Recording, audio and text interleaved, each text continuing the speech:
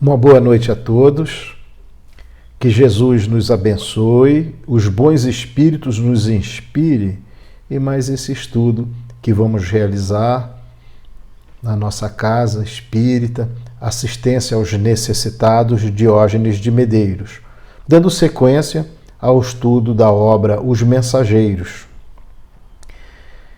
E busquemos nesse minuto inicial, nesses instantes iniciais, uma prece a Jesus.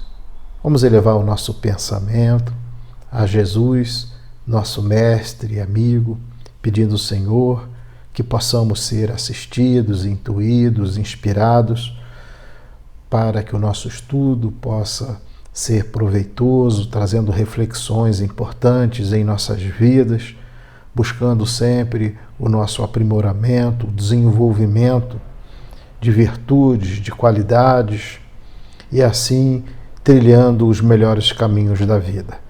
Em Teu santo nome, Senhor, em nome de Deus nosso Pai, dos benfeitores espirituais aqui da nossa casa espírita, pedimos a permissão para iniciar o nosso trabalho, que assim seja, graças a Deus.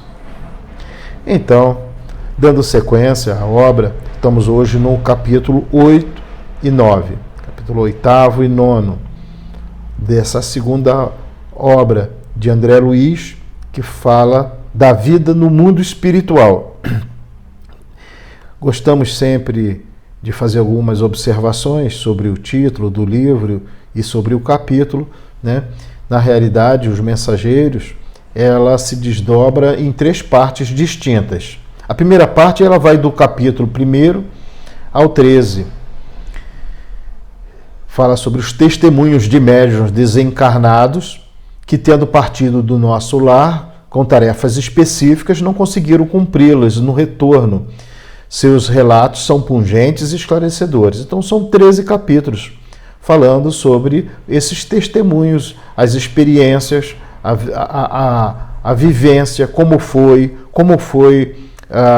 o que conquistou parcialmente, o que não conseguiu desenvolver praticamente nada. Então são experiências que vai do capítulo 1 ao 13. Depois, o capítulo 14 em diante, a partir do capítulo 14 até o 33, vai falar exatamente de descrições de atendimento prestados a encarnados e a desencarnados pela equipe de mensageiros do nosso lar.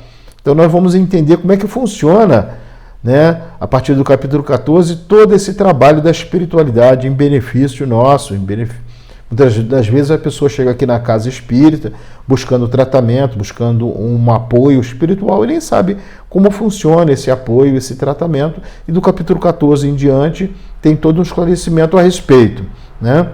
Posteriormente, na terceira parte, que vai do capítulo 33 até o 51, são 51 capítulos, né, desta obra, André Luiz e Vicente, sob o comando do protetor Aniceto, após estágio no centro de mensageiros, parte em caravana do nosso lar para a crosta, plano terreno, né? A meio caminho, pernoitam no posto de socorro, onde André Luiz realiza proveitoso estágio. Ali conhece amigos espirituais, responsáveis pelo Campo da Paz, que é uma colônia próxima ao posto de socorro.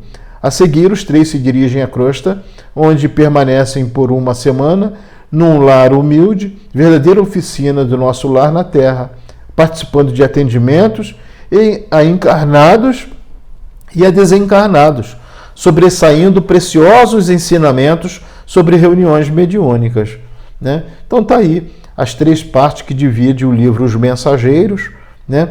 E estamos hoje no capítulo 8º, né? Naquela primeira parte, que fala sobre os médiuns. E temos aqui a experiência de Acelino. Na verdade, o título chama-se O Desastre de Acelino, né? Quer dizer, foi desastrosa a experiência dele aqui na Terra com relação à sua missão, ao seu programa. É aquilo que nós já vemos falando, né, nos estudos anteriores, que existe uma programação, né, aqui na Terra. Todos nós assim estamos programados para desenvolver tarefas. Ninguém vem aqui na Terra a passeio, né, caiu de paraquedas, né, Às vezes a gente ouve as pessoas falar assim, eu não pedi para encarnar. Quem não pediu? Não existe isso. Todos nós estamos vinculados a um programa de evolução, né? Mesmo as encarnações compulsórias, ditas compulsórias, é fruto do desespero da pessoa. A encarnação que foi programada compulsoriamente é porque a pessoa não via uma outra alternativa.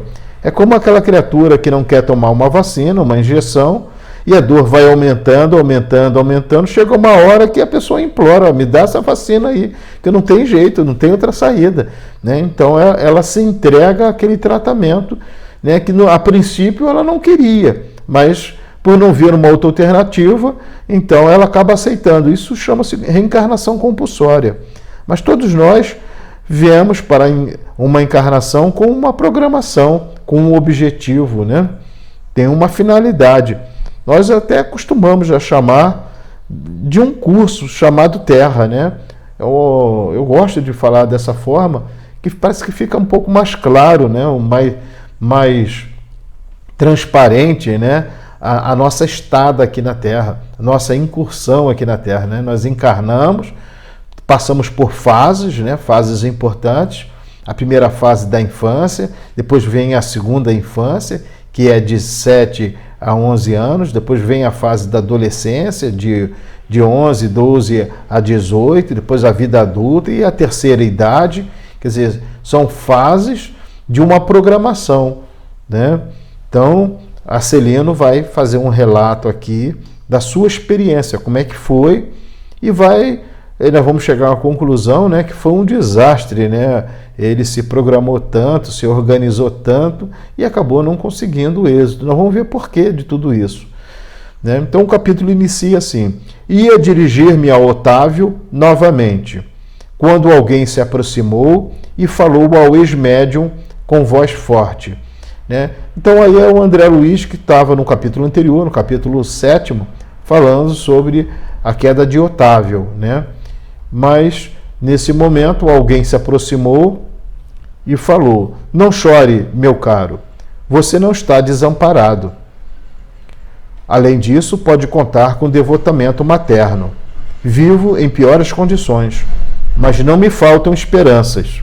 E aí já é Arcelino falando, né? Sem dúvida, estamos em bancarrota espiritual. No entanto, é razoável aguardarmos confiantes novo empréstimo de oportunidades do tesouro divino. Deus não está pobre, né? Então aqui já são os primeiros relatos de Arcelino, né? Mostrando a realidade dele, que é uma condição até mais difícil do que a queda do Otávio, né? E aqui, voltei-me surpreendido e não reconheci o recém-chegado. Quer dizer, André Luiz, naquele momento, ele não reconheceu quem que estava falando, né? Mas Dona Isaura fez o obséquio das apresentações. Estávamos diante de Arcelino, que partilhara a mesma experiência. Quer dizer, foi programado na espiritualidade, foi programado na colônia Nosso Lar, né? No centro dos mensageiros, e lá ele foi orientado de como é que deveria ser toda a sua encarnação, foi treinado, passou por estudos e tudo mais, né? Então estávamos diante de Arcelino, que partilhara a mesma experiência. Bem, na realidade, gente, antes de a gente dar prosseguimento aqui, essas experiências, todas elas, de Arcelino, de Otávio, e por aí vai, né? São vários e vários espíritos dando seus testemunhos, tem uma finalidade de chamar a atenção da gente, de mostrar esses ensinamentos, vem mostrar para a gente, né, o nosso compromisso, as nossas responsabilidades e os riscos que corremos a todo instante com relação à nossa programação. Nós andamos na corda bamba em função das nossas inferioridades, das nossas dificuldades morais, né? Então, não é para que a gente possa criticar, não é para que a gente possa, assim, fazer julgamentos às quedas e aos erros das pessoas, mas, sobretudo, para que nós possamos fazer um processo de introspecção, de autoanálise, de autodescobrimento mesmo, para ver como é que nós estamos indo. Aquilo que nós já conquistamos, aquilo que nós não conquistamos ainda, como é que está indo a nossa programação aqui na Terra, que nós precisamos superar, que nós não superamos ainda, né?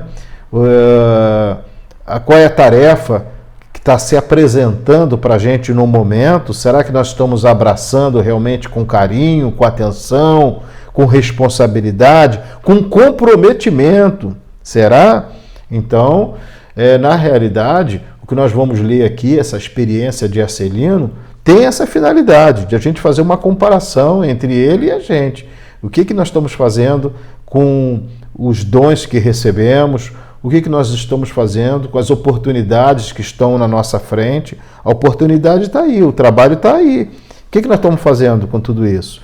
Então é para a gente fazer uma análise, uma reflexão profunda. Essa é a finalidade, né, dessa obra, principalmente. Então vamos lá. Fitando o triste, Otávio sorriu e advertiu: não sou um criminoso para o mundo, mas sou um falido para Deus e para nosso lar. Sejamos, porém, lógicos, revidou Arcelino, parecendo mais encorajado. Você perdeu a partida porque não jogou, e eu a perdi jogando desastradamente. Tive 11 anos de tormento nas zonas inferiores. Sua situação não reclamou esse drástico. Mesmo assim, confio na providência.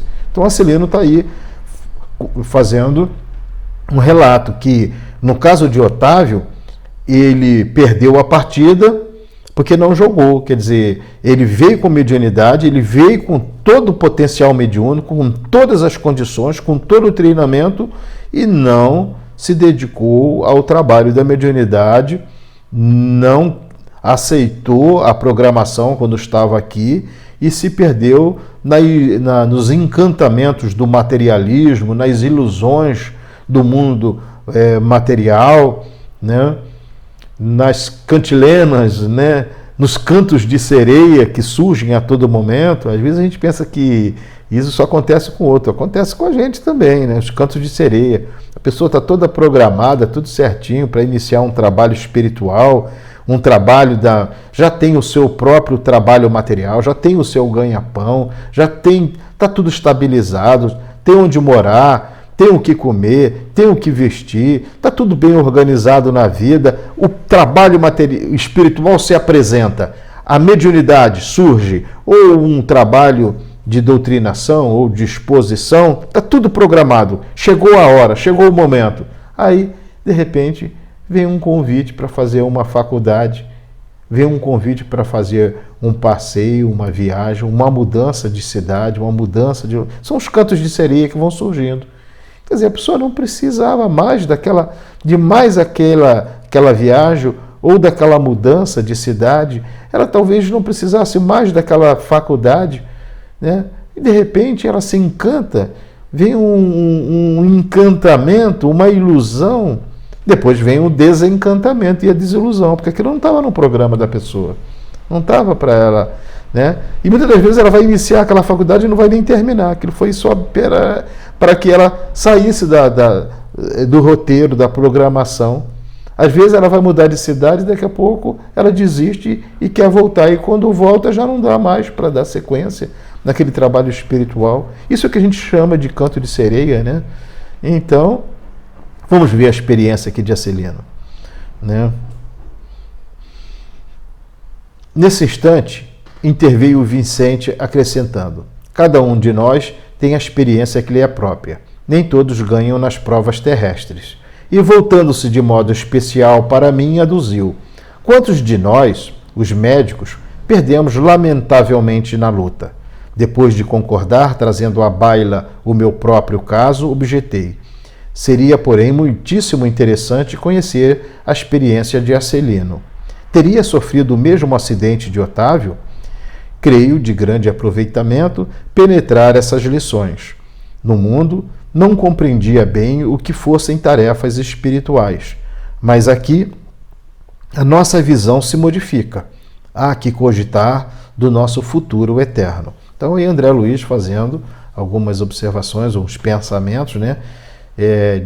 De como é que deve ser essa experiência de Arcelino que ele vai começar a relatar agora, né? E um fato interessante quando André Luiz coloca aqui, né? No mundo não compreendia bem o que fossem tarefas espirituais. Realmente, Muitas das vezes nós estamos encarnados e não percebemos, né, que estamos dentro de um roteiro, dentro de uma programação de trabalho, onde o trabalho espiritual faz parte, né, da nossa vida, faz parte da nossa programação. Mas nem sempre a gente se dá conta disso, né? Então Acelino sorriu e obtemperou. Minha história é muito diferente. A queda que experimentei apresenta características diversas e, a meu ver, muito graves. E, atendendo-nos à expectativa, prosseguiu narrando. Também parti de nosso lar no século findo, após receber valioso patrimônio instrutivo dos nossos assessores. Segui enriquecido de bênçãos. Uma de nossas beneméritas ministras da comunicação presidiu em pessoa as medidas atinentes à minha nova tarefa. Não faltaram providências para que me felicitassem a saúde do corpo e o equilíbrio da mente. Após formular grandes promessas aos nossos maiores, parti para uma das grandes cidades brasileiras em serviço de nossa colônia. O casamento estava em meu roteiro de realizações. Ruth, minha devotada companheira, incumbir-se-ia de colaborar comigo para melhor desempenho das tarefas. Cumprida a primeira parte do programa, aos 20 anos de idade, fui chamado à tarefa mediúnica. Observa aí, 20 anos. Né? Fui chamado à tarefa mediúnica, recebendo enorme amparo dos benfeitores invisíveis. A gente não vê, são invisíveis os benfeitores, mas está aí a nos ajudar, a nos incentivar, a nos colocar num caminho as tarefas espirituais, né? Recordo ainda a sincera satisfação dos companheiros do grupo doutrinário. Olha só que interessante, né? A gente chega até o grupo, parece que tem aquela impressão, nossa, chegou mais um. Quer dizer, o reencontro, né? Houve uma programação no plano espiritual e a cada dia que chega um novo trabalhador, todo o grupo fica satisfeito. Isso acontece aqui na Casa Espírita, né? A cada trabalhador novo que chega aqui para a tarefa do passe, da exposição, do trabalho mediúnico, da doutrinação, seja para o que for, né? Os demais trabalhadores ficam satisfeitos, né? Porque está chegando, né, mais um para agregar, para somar ao grupo, né? Então, recordo ainda a sincera satisfação dos companheiros do grupo doutrinário. A vidência, a audição e a psicografia que o Senhor me concedera por misericórdia constituíam decisivos fatores de êxito em nossas atividades. A alegria de todos era inexcedível. Entretanto, apesar das lições maravilhosas de amor evangélico, inclinei-me a transformar minhas faculdades em fonte de renda material. Não me dispus a esperar pelos abundantes recursos que o Senhor me enviaria mais tarde, após meu testemunho no trabalho, e provoquei eu mesmo a solução dos problemas lucrativos. Não era meu serviço igual a outros? Não recebi os sacerdotes católicos romanos a remuneração de trabalhos espirituais e religiosos? Se todos pagávamos por serviços ao corpo, que razões haveria para fugir ao pagamento por serviços à alma? Amigos inscientes do caráter sagrado da fé aprovavam-me as conclusões egoísticas. Admitíamos que, no fundo, o trabalho essencial era dos desencarnados, mas também havia a colaboração minha, pessoal, como intermediário, pelo que devia ser justa a retribuição. De balde, movimentaram-se os amigos espirituais, aconselhando-me o melhor caminho. Em vão, companheiros encarnados chamavam-me a esclarecimento oportuno. Agarrei-me ao interesse inferior e fixei meu ponto de vista. Ficaria definitivamente por conta dos consulentes. Arbitrei o preço das consultas com bonificações especiais aos pobres e desvalidos da sorte, e meu consultório encheu-se de gente. Interesse enorme foi despertado entre os que desejavam melhoras físicas e solução de negócios materiais. grande número de famílias abastadas tomou-me por consultor habitual para todos os problemas da vida. As lições de espiritualidade superior, a confraternização amiga, o serviço redentor do Evangelho e as preleções dos emissários divinos ficaram à distância. Não mais a escola da virtude, do amor fraternal, da edificação superior, e sim a concorrência comercial, as ligações humanas legais ou criminosas, os caprichos apaixonados, os casos de polícia e todo um cortejo de misérias da humanidade em suas experiências menos dignas. Transformara-se completamente a paisagem espiritual que me rodeava. A força de me cercar de pessoas criminosas por questões de ganho sistemático, as baixas correntes mentais dos inquietos clientes encarceraram-me em sombria cadeia psíquica. Cheguei ao crime de zombar do Evangelho de Nosso Senhor Jesus, esquecido de que os negócios delituosos dos homens de consciência viciada contam igualmente com entidades perniciosas que se interessam por eles nos planos invisíveis, e transformei a mediunidade em fonte de palpites materiais e baixos avisos. Nesse momento, os olhos do narrador cobriam-se de súbita vermelhidão, estampando-se-lhe fundo horror nas pupilas, como se estivesse revivendo atrozes dilacerações. Mas a morte chegou, meus amigos, e arrancou-me a fantasia. Prosseguiu mais grave. Desde o instante da grande transição, a ronda escura dos consulentes criminosos que me haviam precedido no túmulo rodeou-me a reclamar palpites e orientações de natureza inferior. Queriam notícias de cúmplices encarnados, de resultados comerciais, de soluções atinentes a ligações clandestinas. Gritei, chorei, implorei, mas estava algemado a eles por sinistros elos mentais, em virtude da imprevidência na defesa do meu próprio patrimônio espiritual. Durante 11 anos consecutivos, espiei a falta entre eles, entre o remorso e a amargura. Observa, gente, que experiência, né? Então tá aí. Arcelino, 20 anos, surge a mediunidade, ocorre o que nós chamamos de afloramento da mediunidade, né? Toda uma disponibilidade para trabalhar, intermediando os dois planos, no socorro a criaturas encarnadas e desencarnadas, criaturas que nós nem sabemos o nome, não sabemos de onde veio, nem para onde vão, mas são criaturas, são irmãos nossos, são irmãos que precisam de socorro, que precisam de ajuda, que precisam de encaminhamento. Na grande maioria das vezes, são irmãos que nós mesmos desviamos, são irmãos que nós nos comprometemos em outras oportunidades, em outras vidas, e agora nós ganhamos a mediunidade para orientar, para acolher, para encaminhar, para tratar, né? Não é para julgar, não é para criticar, não é para condenar. Não. Esses irmãos que chegam no trabalho mediúnico, chegam na mesa, são irmãos carentes, muitas das vezes são as verdadeiras vítimas, né, dos encarnados.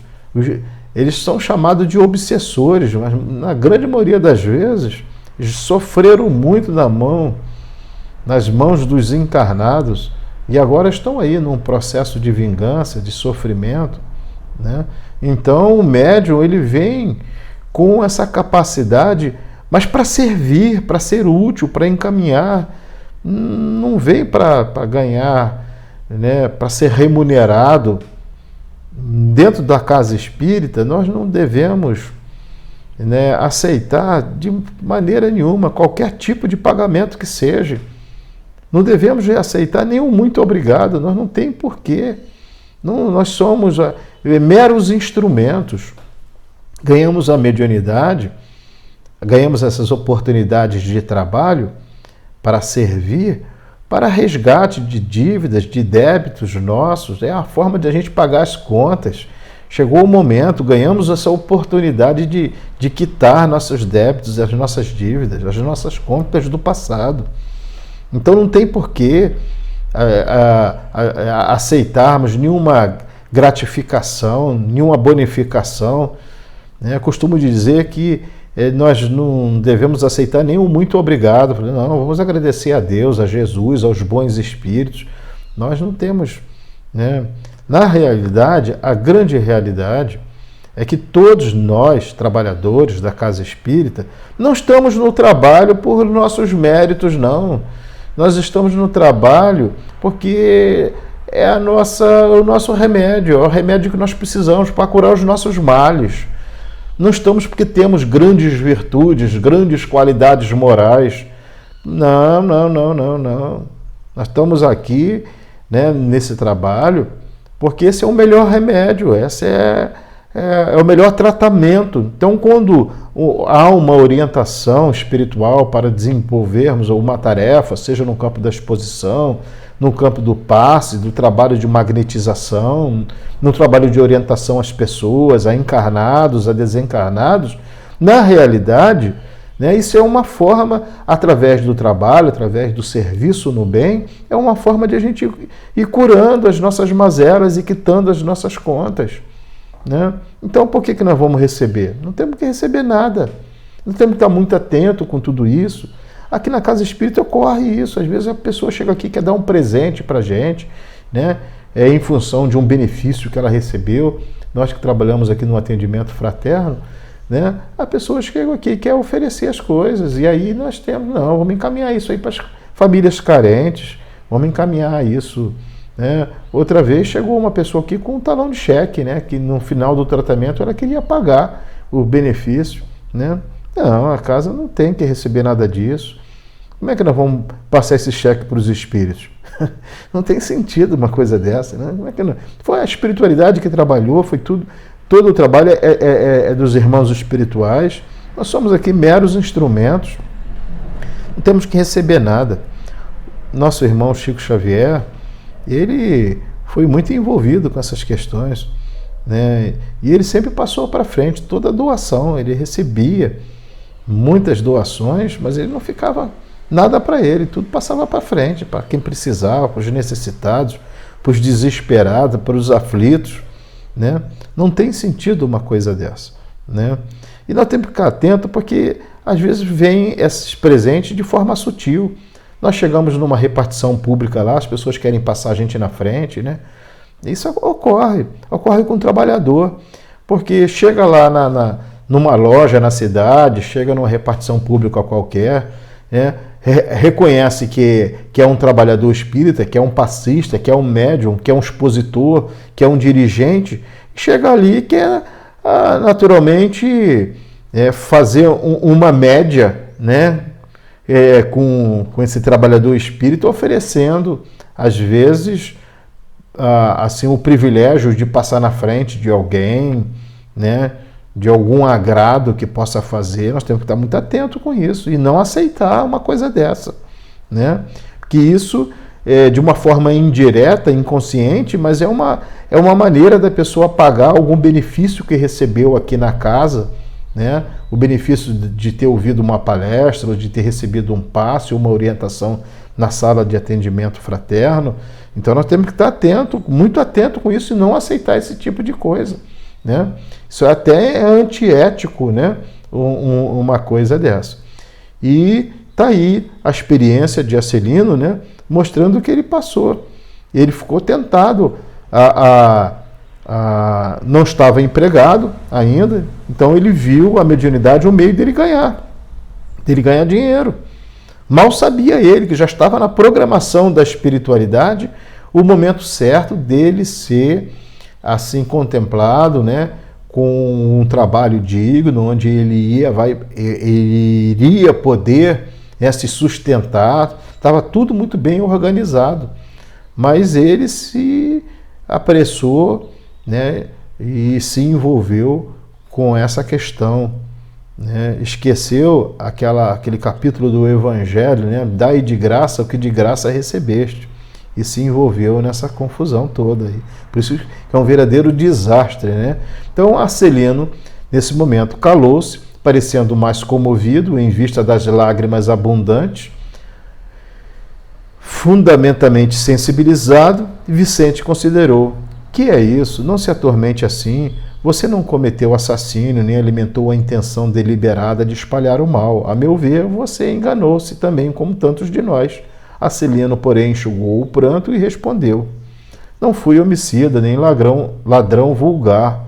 Não mantive o propósito íntimo de ferir ninguém, nem desrespeitei alheios lares, mas indo aos círculos carnais para servir as criaturas de Deus, nossos irmãos, auxiliando-os no crescimento espiritual com Jesus, apenas fiz viciados da crença religiosa e delinquentes ocultos, mutilados da fé e aleijados do pensamento. Não tenho desculpas, porque estava esclarecido. Não tenho perdão, porque não me faltou assistência divina.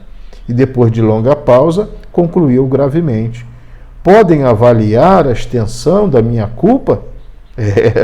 É isso, gente. Então, ele recebeu assistência, foi preparado, foi orientado, né? A todo momento vinha intuições, vinha inspirações, a todo momento vinha encarnados ou desencarnados para abrir os olhos dele, para mostrar, né?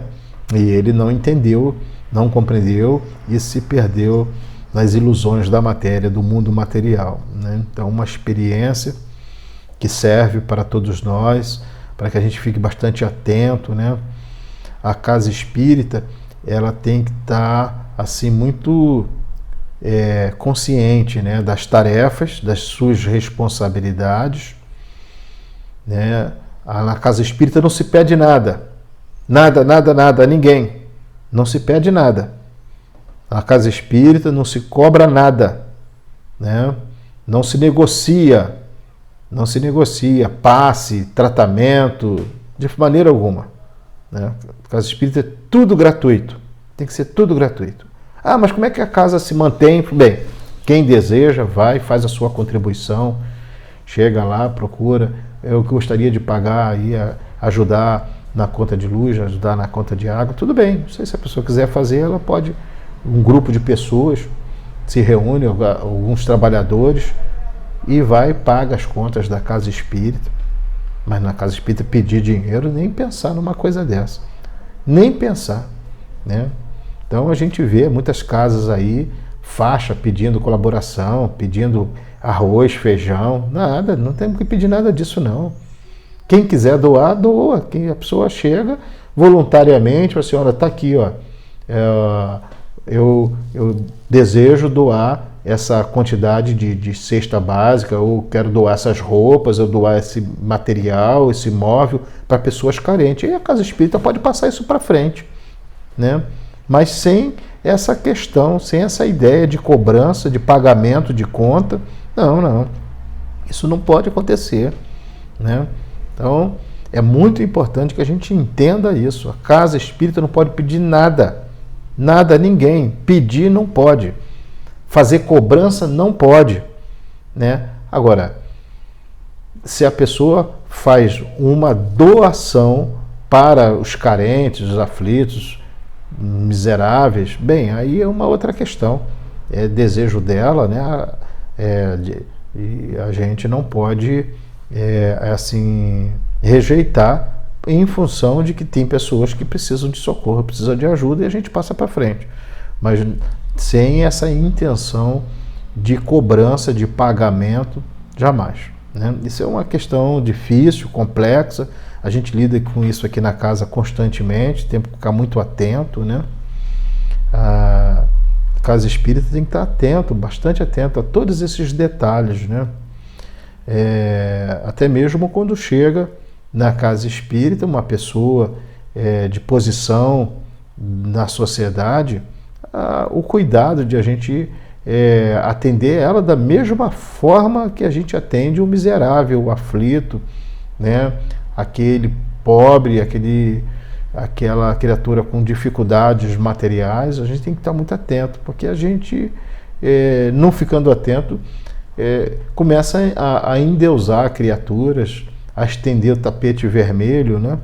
E aí é um risco muito grande da espiritualidade, dos benfeitores espirituais irem se afastando, porque o objetivo dos encarnados é outro, né? Então há uma tendência natural dos bons espíritos se afastarem, porque a casa não é séria, né?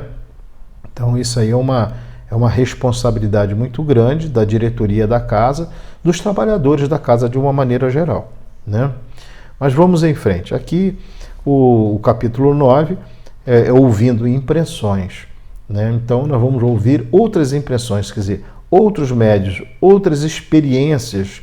E André Luiz, ele ouvia, né, mas não com o intuito, né, assim, de recriminar ou de julgar, não, é com o intuito de aprender, né, de que aquela experiência possa servir para a gente. É aquele dito popular, né, quando a barba do vizinho está pegando fogo, né, a gente já coloca a nossa de molho, né? Então, quer dizer, se já aconteceu isso com ele, vamos ficar atento para que não ocorra com a gente também, né? Então, essa é o capítulo 9, né? Então, deixando o Acelino em conversação mais íntima com Otávio, fui levado por Vicente a outro ângulo da sala. Muitos grupos se mantinham em palestras interessantes e educativas, observando eu que quase todos comentavam as derrotas sofridas na Terra. Então é assim que acontece. A gente sai do plano espiritual cheio de promessas. Não, eu vou fazer acontecer, isso e aquilo, cheio de empolgação, que negócio todo, treinado, né? Participou de cursos, participou de uma série de estudos, só que a gente, ao mergulhar no plano físico, ao encarnar, aí vem a força do materialismo, né? E a força do materialismo. Somos espíritos de terceira ordem, onde há a predominância da matéria sobre o espírito. Então, o risco de queda é enorme, é imenso. Temos que estar muito atentos à vigilância, né, constante, oração e vigilância e oração constante, porque senão nós caímos mesmo. As ofertas vão surgir, né? Os cantos de sereia vão surgir, nós precisamos ficar muito atentos. Senão a gente cai mesmo. Cai mesmo. Né? Então, não é trivial, não é fácil. Né? Aquele que bate no peito e diz, não, isso aí eu já não faço mais, isso aí eu já não vivo mais, isso aí... Esse é o primeiro candidato à queda. Porque nós não temos ainda conquistas morais. Quem já conquistou aí alguma coisa no nosso plano físico aqui? Quem? Quem conquistou a paciência, a tolerância, a benevolência, a indulgência, o desprendimento dos bens materiais? Quem já conquistou isso? Não, nós estamos tudo numa luta constante, né? É uma luta constante da gente com a gente mesmo, né? É uma briga, né, a todo momento com as nossas tendências, com as tendências inferiores, as tendências do passado. Não é trivial, não é fácil, mas estamos dentro desse processo de evolução. Então nós temos que lutar e ficar muito atento. Ficar muito atento a nós mesmos, aos nossos pensamentos, às nossas ideias. Muitas das vezes nós somos vaidosos e não percebemos, somos arrogantes e não percebemos. E aí o risco de queda é enorme, né? Vamos lá. Fiz quanto pude, exclamava uma velhinha simpática para duas companheiras que a escutavam atentamente. No entanto, os laços são muito fortes. Algo se fazia ouvir sempre, com voz muito alta em meu espírito, compelindo-me ao desempenho da tarefa. Mas, e o marido? Amâncio nunca se conformou. Se os enfermos me procuravam no receituário comum, agravava-se-lhe a neurastenia. Se os companheiros de doutrina me convidavam aos estudos evangélicos, revoltava-se ciumento. Que pensam vocês? Chegava a mobilizar minhas filhas contra mim. Como seria possível, em tais circunstâncias, atender a obrigações mediúnicas? Todavia, ponderou uma das senhoras que parecia mais segura de si, sempre temos recursos e pretextos para fugir às culpas. Encaremos nossos problemas com realismo. Há de convir que, com o socorro da boa vontade, sempre lhe ficariam alguns minutos na semana e algumas pequenas oportunidades para fazer o bem. Talvez pudesse conquistar o entendimento do esposo e a colaboração afetuosa das filhas, se trabalhasse em silêncio, mostrando sincera disposição para o sacrifício. Nossos atos, Mariana, são muito mais contagiosos que as nossas palavras. Sim, respondeu a interlocutora, emitindo voz diferente. Concordo com a observação. Em verdade, nunca pude sofrer a incompreensão dos meus sem reclamar. Então está aí a experiência de Mariana, né? Essa primeira experiência, mostrando que, mediante, né, os problemas que iriam surgindo, né, no desenvolvimento das suas tarefas, né, ela foi se entregando a essas dificuldades sem ter aquela disposição de lutar, né, de tentar achar algumas horas, alguns minutos para a dedicação ao trabalho. Isso acontece demais, né? Nossa, como acontece casos igual a esse da Mariana, são muitos. As pessoas chegam aqui, eu não posso trabalhar na casa porque meu marido não é espírita, e meu marido não gosta que eu venha num centro espírita. E como nós ouvimos isso aqui, quantas e quantas pessoas chegam aqui com essa história, né? Quer dizer, a pessoa não amarrou isso direito em casa, né? Não foi cedendo a chegar a um ponto de uma convivência assim, onde uma pessoa sufoca a vida da outra. Então é um verdadeiro processo de obsessão, de encarnado para encarnado, e a pessoa foi se submetendo, a ponto de agora o marido proibir dela de desenvolver um trabalho de ordem espiritual, que tem a ver com a evolução dela, o futuro dela está todo aí. Como é que ela deixa se levar por isso? Como é que ela vai se entregando? Algumas vezes a pessoa vai cedendo, outras vezes vai servindo como desculpa mesmo, né? É uma forma dela se desculpar dos demais companheiros de tarefa espírita, ou tentar, né, justificar para a sua própria consciência o porquê dela não estar trabalhando. Então ela joga a culpa no marido, joga a culpa na família, joga a culpa nas dificuldades que vão surgindo. Então está cheio de casos aí como esse de Mariana, né? Para trabalharmos com eficiência, tornou a companheira sensata, é preciso saber calar antes de tudo.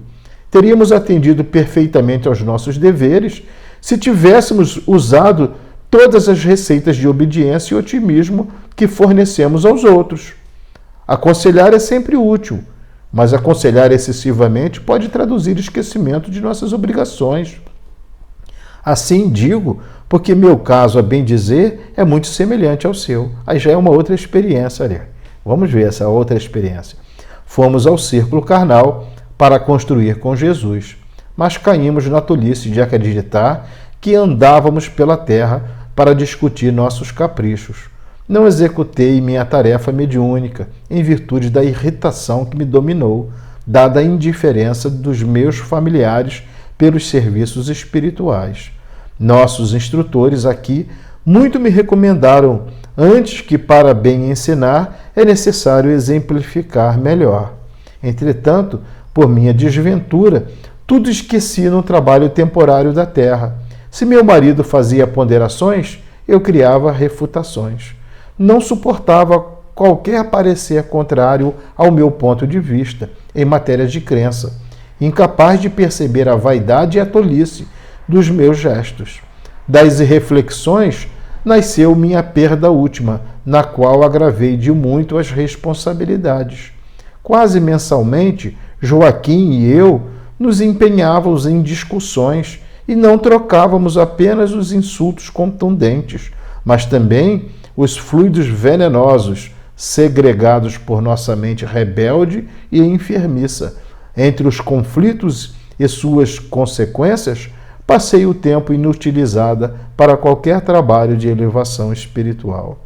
Olha que experiência, gente. Olha, você vê as brigas, as discussões que essa tinha com o marido, Joaquim, aí já não é mais o Amâncio, já é o Joaquim, né? Já é um outro caso, né? Através dessas brigas, dessas discussões, dessas irritações, né? Dessas contrariedades que haviam, ela acabava se envolvendo com fluidos venenosos, olha aí, segregados por nossa mente rebelde e enfermiça. Quer dizer, ela começou a gerar um campo de vibração, de energia na sua casa muito ruim, onde atraía entidades também perturbadoras, potencializando todo esse quadro, né? E a partir daí ela se tornou inutilizada para qualquer trabalho de elevação espiritual. Tá vendo só? Isso acontece muito também, muito, muito, muito.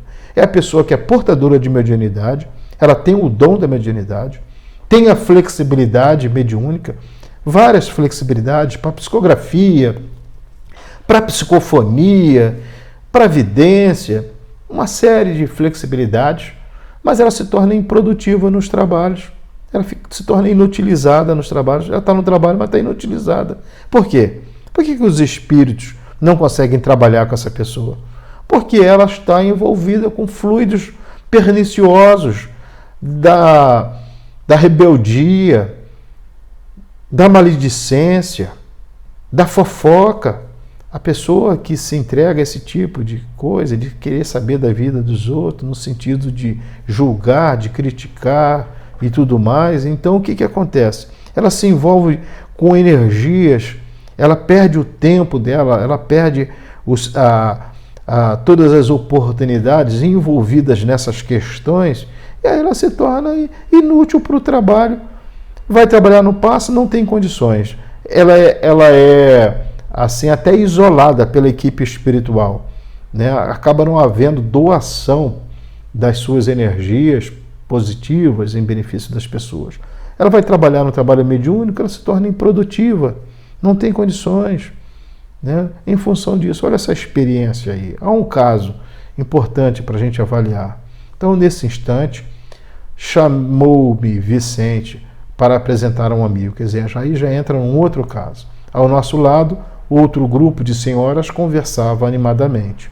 Afinal, Ernestina indagava uma delas, a mais jovem. Qual foi a causa do seu desastre? Olha um outro caso. Apenas o medo. Minha amiga explicou-se interpelada. Tive medo de tudo e de todos. Foi o meu grande mal. Observe que o primeiro caso, né, era naturalmente lá o Amâncio que não deixava ela ir trabalhar, não deixava ir para a casa espírita, né? Ela colocava como desculpa isso, botava desculpa no marido, né? No segundo caso, eram as brigas, as discussões, os desentendimentos, as irritações, que provocou um campo vibratório tão pesado, aonde a pessoa se tornou improdutiva nos trabalhos espirituais. Agora, esse terceiro caso aqui, ó, o medo, né? Apenas o medo, minha amiga, explicou-se a interpelada. Tive medo de tudo e de todos, foi o meu grande mal. Mas como tudo isso impressiona, você foi muitíssimo preparada. Recordo-me ainda das nossas lições em conjunto. As instrutoras do esclarecimento confiavam extraordinariamente no seu concurso. Seu aproveitamento era um padrão para nós outras. Sim, minha querida Benita, suas reminiscências faziam-me sentir com mais clareza a extensão da minha bancarrota pessoal. Entretanto, não devo fugir à realidade. Fui a culpada de tudo. Preparei-me o bastante para resgatar antigos débitos e efetuar edificações novas. Contudo, não vigiei como se impunha. O chamamento ao serviço ressoou no tempo próprio. orientando meu raciocínio a melhores esclarecimentos. Nossos instrutores me proporcionavam os mais santos incentivos, mas desconfiei dos homens, dos desencarnados e até de mim mesma. Nos estudiosos do plano físico, enxergava pessoas de má fé. Nos irmãos invisíveis, presumia encontrar apenas galhofeiros fantasiados de orientadores, e em mim mesma receava as tendências nocivas.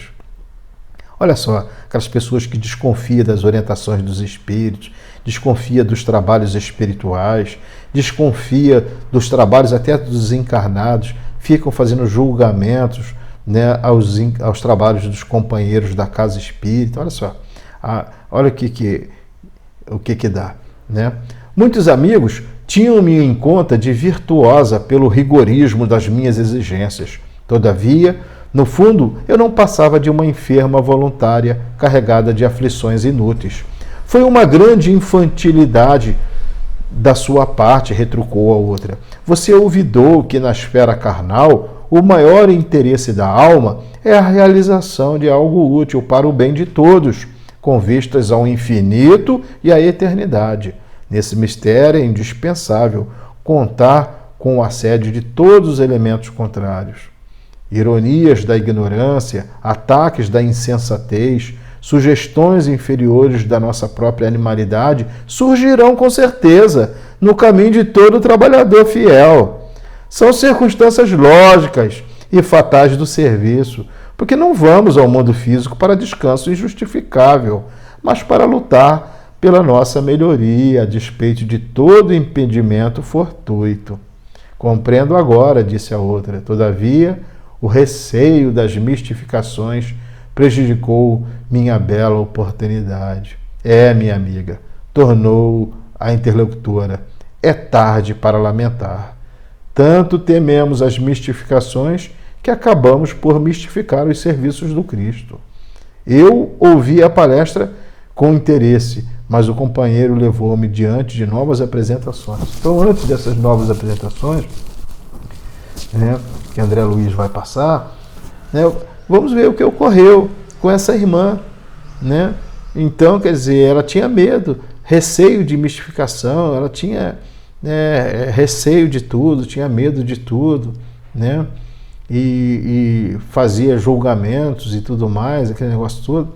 Então, o que ocorreu com ela, né? Acabou perdendo, né, a sua oportunidade, perdeu todas as condições de trabalho. A pessoa fica imaginando que está dentro de um trabalho não vai ter dificuldades. Vai ter sim, é natural que tenha. Vão surgir ataques da insensatez, vão surgir no caminho do trabalhador, né, as ciladas, vão surgir pessoas para poder criar dificuldades no nosso caminho, no caminho do trabalho, encarnados e desencarnados. Isso é normal que ocorra. Nós não vamos trabalhar numa casa espírita sem investida das sombras. As sombras vão investir contra os trabalhadores, nós temos que estar preparados para isso.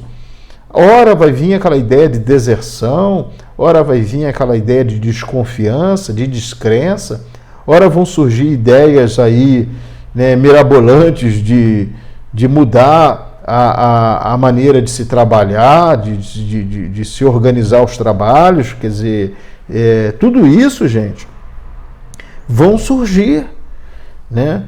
Ideias de que aquilo não é uma orientação, que aquilo ali é uma farsa. Isso aí tudo vai surgir no caminho do trabalhador.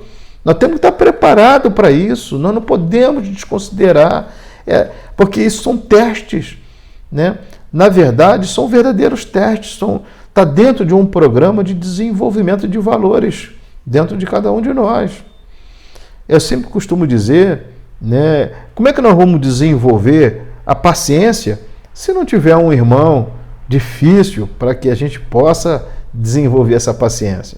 Então tá aí, isso aí faz parte da lei de sociedade, a gente vai ter que conviver com pessoas difíceis, de comportamentos difíceis, para que a gente possa desenvolver esses valores, né? É natural que isso ocorra, né? Então, André Luiz passa por novas lições aqui. E eu vi a palestra com interesse crescente, mas o companheiro levou-me adiante para novas apresentações. Atendia a esses agradáveis deveres da sociedade de nosso lar, mas para não perder o ensejo de instruir-me, continuava atento às conversações em torno. Alguns cavalheiros mantinham discreta permuta de pareceres. Aí, ó, reconheço que fali, dizia um deles em tom grave, e muito já espiei nas regiões inferiores, mas aguardo novos recursos da providência.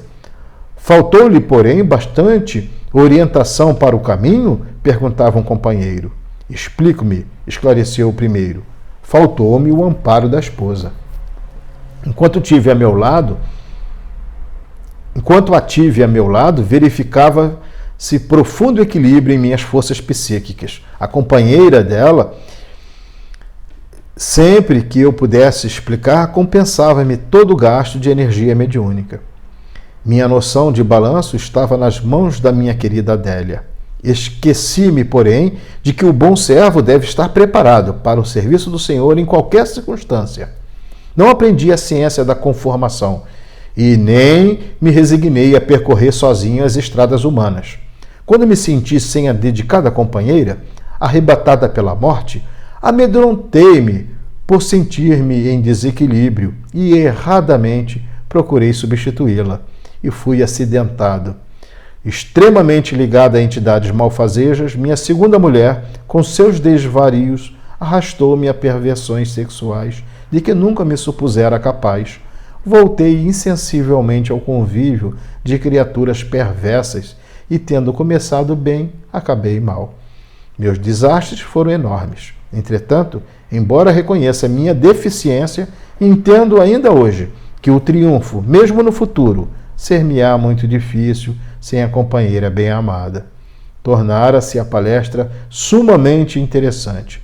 Desejava acompanhar-lhe com o curso, mas Vicente chamou-me a atenção para outro assunto e era necessário acompanhá-lo. Então está aí essa experiência, né?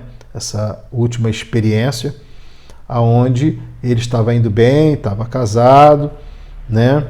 E estava dentro de um trabalho espiritual muito interessante, mas de repente a esposa desencarna e ele já tentou, né, um segundo casamento que não estava na sua programação. Observa bem, não estava na sua programação.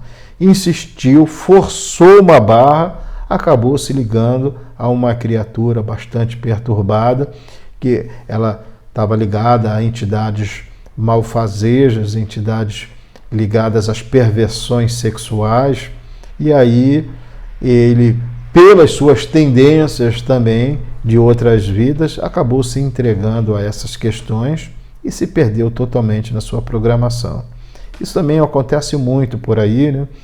Pessoas que muitas das vezes estão vivendo aquele programa, aquela prova do não casamento, e ela insiste, ela não aceita esse tipo de programa na sua vida e vai atrás de um casamento e força condições e força a barra de tal maneira que ela acaba entrando na vida de pessoas que não estavam na sua programação, comprometendo-se completamente, arrumando outras confusões, outros comprometimentos e muitas das vezes deixando de lado seus compromissos espirituais, né? Então, a gente encerra aqui com essa última experiência. Como a gente disse no início, né? São todos um conjunto de informações, de lições preciosas para todos nós, para que nós possamos naturalmente fazer uma introspecção, fazer uma análise, observar como é que nós estamos indo na nossa programação. Nós estamos encarnados, todos nós aqui estamos encarnados, estamos ainda mediante a nossa oportunidade, a nossa encarnação ainda não passou, nós não sabemos quando ela vai terminar, Nós não temos ideia disso, né? Estamos ainda dentro de uma trajetória, estamos dentro de uma programação.